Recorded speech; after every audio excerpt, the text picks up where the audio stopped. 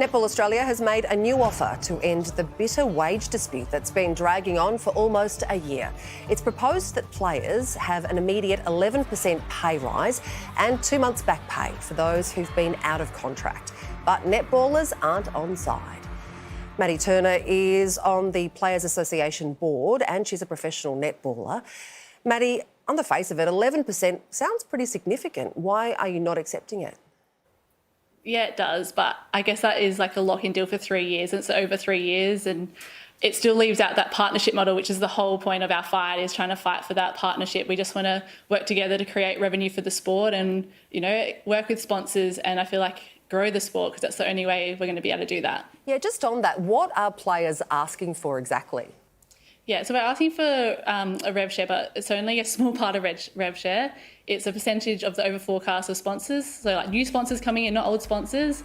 And again, over their forecasted percent. So it's not much, but it feels like, yeah, a big fight to get what we want. But again, like having the players all united is pretty special to kind of fight for this. And where the players now probably aren't going to reap the benefits. It's the one's future that we're fighting for. So what constitutes that revenue? Like what would you want a slice of that revenue pie? What's the pie? Just 15% of over-forecasted sponsorship money. But I feel like the messaging going out at the moment from NA, we feel is kind of that we're going to put the sport in the gutter, but that's not how we feel we can grow it if we get a slice of the pie and we're all willing to put in. Maddy, the Players Association have made the point that at Netball Australia, a handful of executives share a combined $1.9 million salary, while there's 80 players that share in a $6 million salary pool. What's the players' response to that? When you realised that that ratio was so vastly different, what was the players' response? I think the first response from players was like shock. I feel like we're getting paid peanuts in comparison, and especially now when we're not paid at all. I know it feels like we always talk about professional sport and being professional, but we're not full-time professional athletes yet. And I feel like for us to get to that point, we need to kind of be partners in the game to be able to be more full-time and earn more money, and we don't have to work second jobs. I feel like some players have starting to look at doing Uber driving at the moment just to get income, so might need to look at a new rideshare company called like Here If You Need or something. It's a great name. I'll invest. I'm in. I'll invest. Maddy, Super Netball loses money, so can you understand from Netball Australia's perspective why they wouldn't want to go into a revenue share with the players? I can understand like they want to pay their debts, and we have no issue with that. Like we understand that they've got a debt to pay, so we're not trying to take money away from the sport, kind of with that over forecasted like piece. So it's not money they're expecting to get, so it's like a bonus. And we feel like if we're included in working for the bonus, then we can also generate more money for the sport, which will help everyone in the long run, because then they're able to pay off their debts quicker and everything will like kind of snowball from there, which we've seen in other sports. Like cricket have done it, like every sport pretty much in Australia has done it. We kind of feel like we're being left behind, and being a female sport, like wholly female sport, we want to be like the front runners of that and showing that we can do it. So Maddy, where to from here?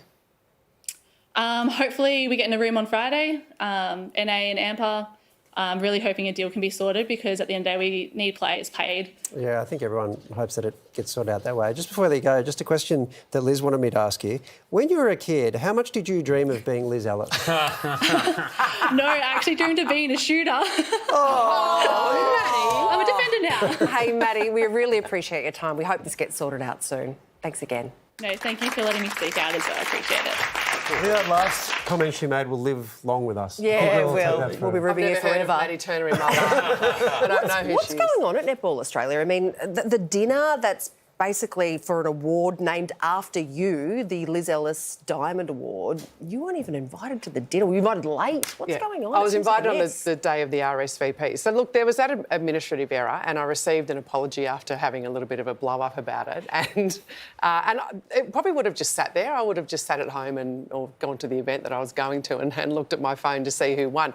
But I think that the thing is, the players threatened to boycott, and that's when a legal letter was sent to the players threatening them with legal action if they didn't turn up. And that's when things got really nasty. I just think from an ex-player's point of view, the governing body shouldn't send letters like that to its current players who are world champions, who've done everything they've been asked to this year.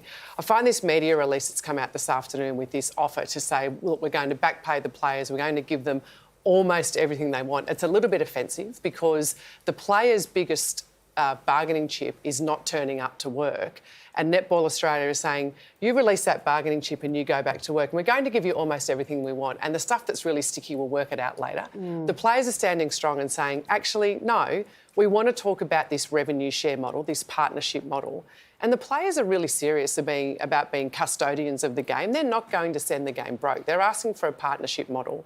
And that's where the sticking point is. My only concern now is that the relationship is so poisoned between the two parties that we may not end up with any sort of meaningful agreement in the near future. What happens then? Yeah.